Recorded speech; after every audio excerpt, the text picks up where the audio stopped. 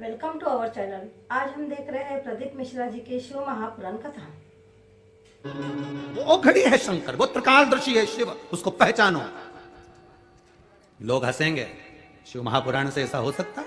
शंकर की ये इतने पत्र, ये तो पहले दिन के पत्र हैं, अभी आखिरी दिन तक तो ढेर लगना। ये पत्रों को हम पूरा नहीं पढ़े हैं।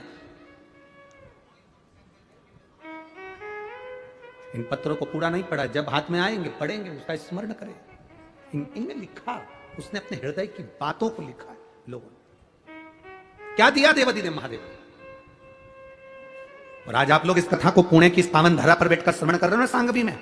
अगली कथा अगर महाराष्ट्र में कहीं पर भी होगी ना, एक पत्र तुम्हारा भी वहां पर लिखा हुआ आएगा कि मेरे को बाबा ने ये दिया, ये कृपा मेरे बाबा ने करी है। ये नासिक से आई बहन लिख रही है, केवल 15 दिन मांगे थे डॉक्टर से, केवल 15 दिन। 15 दिन दे दो, फिर हम किडनी का भी ऑपरेशन कराएंगे और उस गठान का भी ऑपरेशन करेंगे। केवल 15 दिन। अब 15 दिन में इसका कितना विश्वास होगा उस देवादिदेव महादेव के प्रति कि वो करेगा, वो करेगा। वो साधारण नहीं, अपने कर्म की गति को भोगना पड़ता है, भोगना पड़ेगा। एक कथा पहले कही है, आपके स्मरण में होगी। एक चोर चोरी करने सेठ जी के यहाँ गए। सेठ जी बड़ा दयालु था, कोई उधार मांगने आता था तो उसको दे देता था। सेठ जी मेरी बेटी की शादी है, ले जा। कब देगा? ये जन्म में देगा कि वो जन्म में देगा? जो ईमानदार होता था वो कह देता था यही जन्म में दे दूंगा। जो खाने की नियत रखता था वो कहता था अगले जन्म में दूंगा। उसको मालूम है कि अगला जन्म किसने देखा। सेठ जी उधार दे देता था। अब उधार देता रहा। एक चोर को मालूम पड़ गया सेठ जी के पास बहुत धन है, उधार देता है। तो चोर ने कहा चलो अपन उधार भी ले लेंगे, तिजोरी भी देख लेंगे, रात को जाएंगे सब माल चुरा लेंगे। चोर गया, सेठ जी मेरी बेटी की शादी है, 25,000 रुपए की जरूरत है। सेठ जी ने कहा ले ले, ये जन्म में देगा कि अगले जन्म में देगा? अब चोर तो चोर, उसने कहा अगला जन्म किसने देखा? सेठ जी अगले जन्म में दूंगा। ठीक है ले जा, दे दिया। उसने तिजोरी देख ली। रात को चोर आया चोरी करने के लिए। सेठ जी क्या बहुत सारी भैंस बंधी हुई थी, उस भैंस के तबेले में चोर घुस गया। उसने कहा सेठ जी जाएंगे, रात को इनकी तिजोरी का माल चुरा लूंगा। रात हो गई, सेठ जी जाने लगे। सेठ जी जैसे ही गए, आपस में भैंस सब बात करने लगी। एक भैंस ने दूसरी भैंस से पूछा, क्यों रही भैंस जी तू कितने साल से दूध दे रही है? उसने कहा 4 साल हो गए। एक कहती है मुझे 5 साल हो गए, कोई कह रही मुझे 3 साल हो गए। सब आपस में बात कर रही थी। एक बूढ़ी भैंस बैठी थी, मुंह से जुगाली कर रही थी। किसी ने पूछा भैंस अम्मा, ओ भैंस अम्मा। इतने में भैंस बोली क्या है ये बताओ, अपन इतनी सारी भैंस इस सेठ जी के यहाँ दूध क्यों दे रही है? इतने में भैंस बोली ये सेठ बहुत चतुर है, उधार देता है, पूछता है ये जन्म में दोगे कि अगले जन्म में दोगे। जो इस जन्म में नहीं देता अगले जन्म में अपने जैसी भैंस बन के निचोड़ निचोड़ के देता। देना पड़ेगा। इस जन्म का इस जन्म में देते चलो। पहले भी कथा में कहा, कपड़े पर कॉफी गिर जाए तो अब्बी की अब्बी धो लो, चाय गिर जाए तो अब्बी की अब्बी धो लो, सब्जी गिर जाए तो अब्बी की अब्बी धो लो। 2-3 घंटे के बाद चाय धोगे तो दाग धुलेगा? बोलो बोलो जम के बोलो रे, नहीं धुलेगा। चाहे तुम अच्छे पाउडर से धो, चाहे कैसे भी धो, चाय गिरी तुरंत धोया, चाय साफ। कॉफी गिरी तुरंत धोया, कॉफी साफ। सब्जी गिरी तुरंत धोया, सब्जी साफ।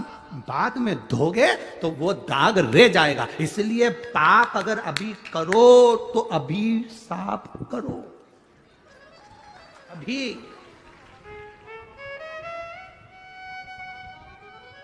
लोग कहते हैं, सियोर वाले महाराज कहते हैं, गुरुजी आप कहते हो रोज मंदिर जाया करो। क्यों जाए हम मंदिर रोज? रोज चाय गिर रही है, रोज कपड़ा तुरंत साफ करो। रोज मोबाइल पे दिन भर झूठ बोलते हो, इसलिए एक लोटा जल चढ़ा के साफ।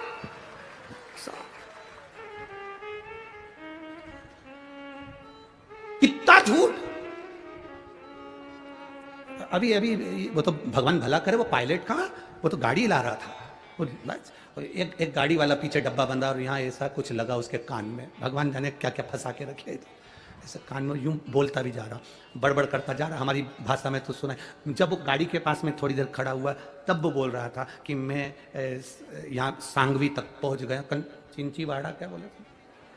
हाँ जो भी है तुम समझ गए ना, बस बाकी जाने दो, हाँ, तुम्हारा समझना जरूरी है। तो मैं यहां तक पहुंच गया। हमने पायलट से पूछा क्यों रे भैया ये कौन सा एरिया है, तो क्या मिलिट्री का एरिया बता। तो बोला भी चिंचीवाड़ा कौन सा वाड़ा है, तो ये कहां पर है, तो कि गुरुजी वो तो 5-6 किलोमीटर दूर है। तो मैंने कहा अब भी बोल रहा हूं कि मैं यहां पर हूं और खड़ा मिलिट्री एरिया में। हमने कहा कितना झूठ बोल रहा है। तो हमने पायलट से कहा जरा गाड़ी रोक, अपन कह देते हैं 1 लोटा पानी चढ़ा दे, आज साफ धुल जाए।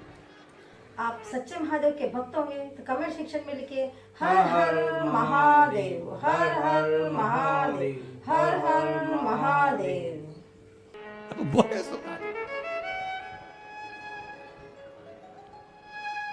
अभी चाय गिरी अब भी धो लो, पानी की सब्जी गिरी धो लो, अभी की अभी कॉफी गिरी धो लो, कपड़ा साफ। रोज पाप करते हो तो रोज शंकर जी के मंदिर जाके 1 लोटा जल चढ़ा के अपने पाप को रोज धो लो, कपड़ा साफ, रोज साफ क्लीन।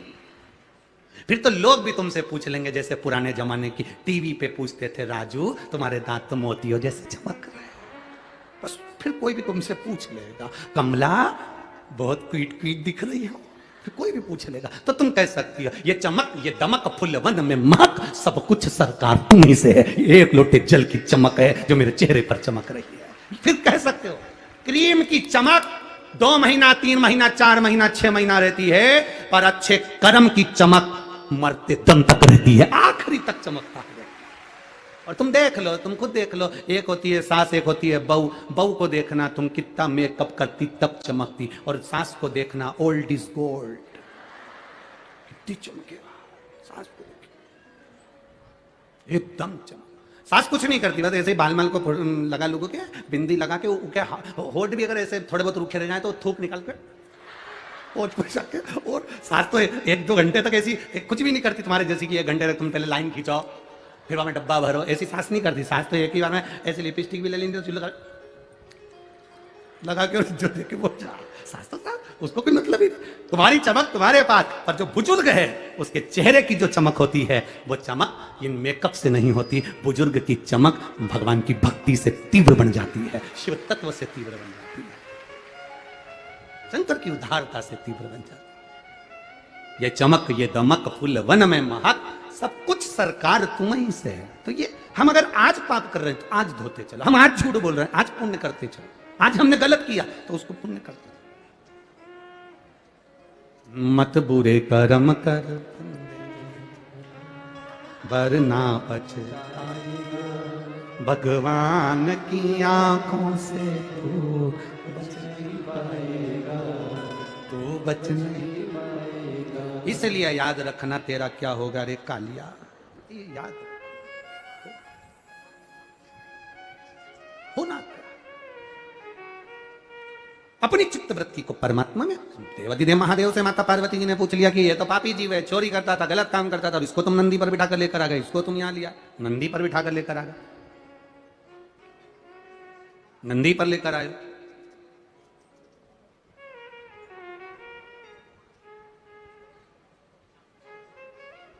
अब शिवजी बोले इसने जो पुण्य करा वो सुन। इसने एक पुण्य प्रबल करा, चोरी का धन लेकर शिव मंदिर में गया, शरीर में ताप पड़ा, शिव पुराण की कथा चल रही थी, 2 क्षण की श्रवण कर ली, शरीर लेकर बेलपत्री के वृक्ष के नीचे दुबक कर बैठ गया, प्राण वहीं छूट गए, बेलपत्री की छांव इस पर पड़ गई, इसलिए इसको कैलाश का धाम मिल गया, शिव का धाम मिल गया। अच्छे कर्म मरते मरते कर लिए तो पुण्य भागी बन गए, श्रेष्ठ उसको मिला, सुख की अनुभूति, उसको आनंद की अनुभूति।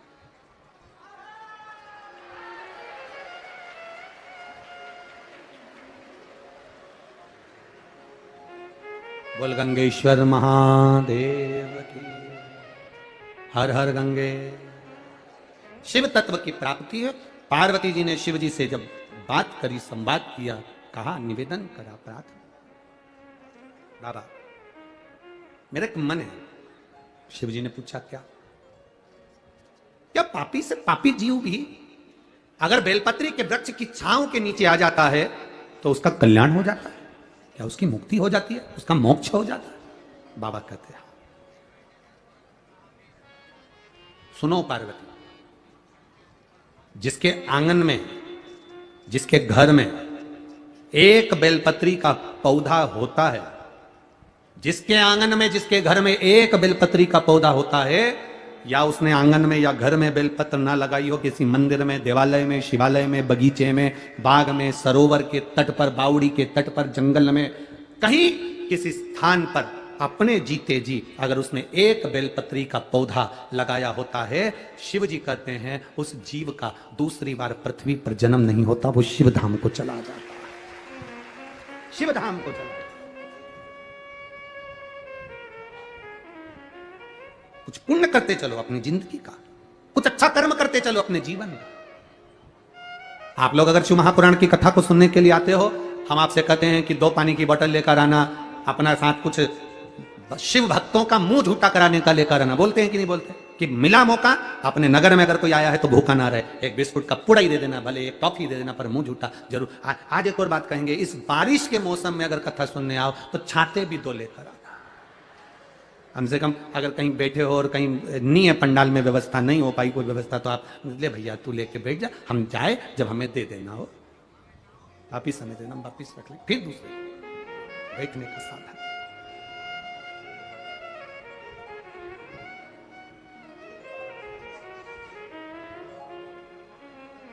अरे भोले भंडारी रे, दूर करो दुख मेरा, ओ त्रिपुरारी रे, दूर करो दुख मेरा। पार्वती जी शिव जी से कह रही हैं, पापी से पापी जीव का कल्याण है बेलपत्र।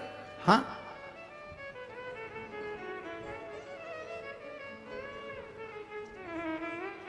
जब से शिव महापुराण की कथा में कहा गया कि शंकर जी पे चढ़ी हुई बेलपत्र उठाकर खा लेना चाहिए, बीपी, शुगर, थायराइड, गठिया, सबके लिए जो हमने कहा, जब से शिव महापुराण की कथा में कह रहे हैं कि शंकर पर चढ़ा हुआ जल पीना चाहिए, तब से कई रिसर्च सेंटरों में रिसर्च चालू हो गया कि बेलपत्री में ऐसा क्या है, शंकर पर चढ़े हुए जल में ऐसा क्या है, रुद्राक्ष का गला हुआ जल शंकर को चढ़ाने पर पीने में रुद्राक्ष में ऐसा क्या है।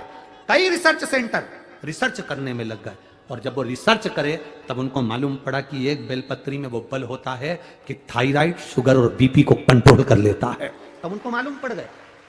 हर हर महादेव, हर हर महादेव, हर हर महादेव।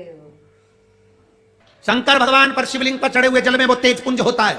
शिव जी पे चढ़े हुए शंकर भगवान के शिवलिंग पर बेलपत्र चढ़ती, धतूरा चढ़ता, पुष्प चढ़ता, उसका जो जल अगर मिल भी गया, स्पर्श हुआ, जल भी हमारे को प्राप्त हुआ है, तो उसका फल क्या हो? उसको आनंद था प्राप्त।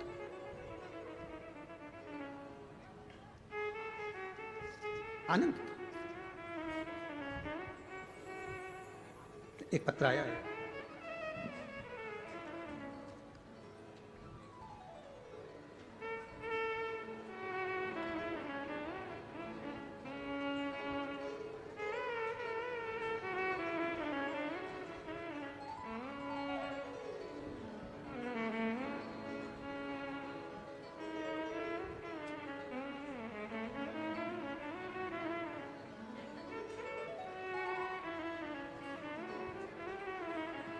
डॉक्टर सुनीता कैलाश पाटिल, डॉक्टर सुनीता कैलाश पाटिल कहीं बैठी हैं? बैठी हो तो हाथ हिला सकते हैं। Doctor Sunita Kailash Patil, Nashik, Maharashtra. Mobile number ये है, कहीं बैठी हो तो अपना हाथ हिला सकती है, जहां कहीं भी बैठी हो। गुरुजी,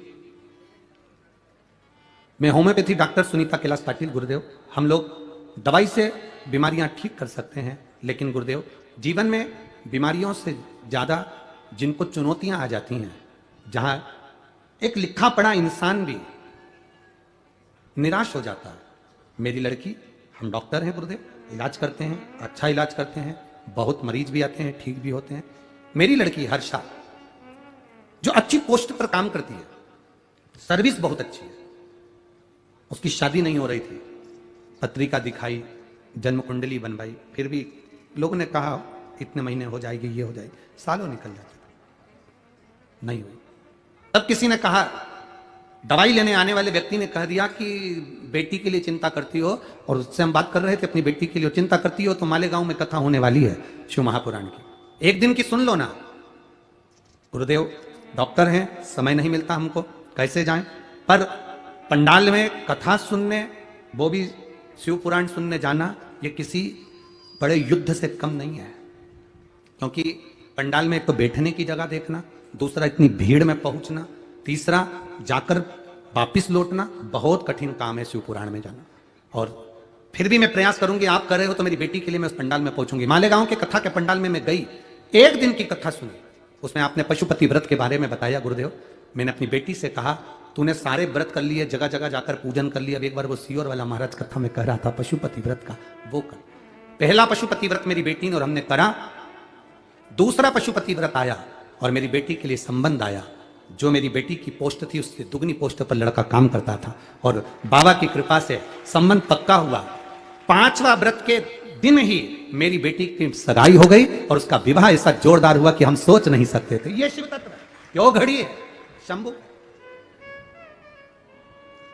एक लाइन